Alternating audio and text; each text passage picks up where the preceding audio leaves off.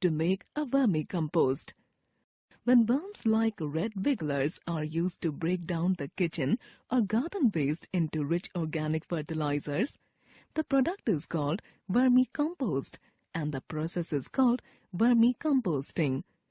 Madam, please explain the process of converting kitchen waste into vermicompost.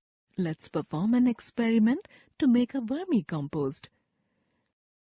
The materials required are worms, a worm container, a wooden or a plastic box, shredded newspaper, cardboard, organic material, kitchen waste or straw, or dried leaves, and sand.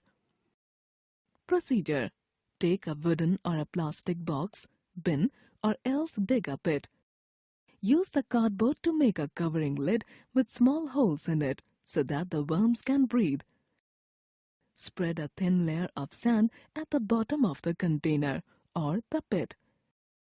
Cover the layer of sand with shredded papers.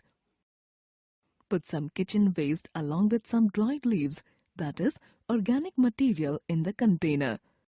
Then sprinkle some water to make the layer wet. Get some worms like the red wigglers and put them in the box.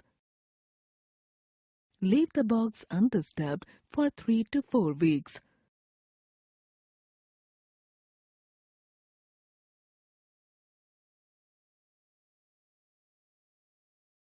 Observation: after 3 to 4 weeks, you can see loose soil-like material in the pit.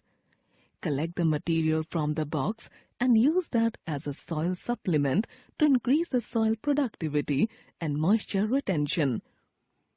Result: worms turn organic waste into manure.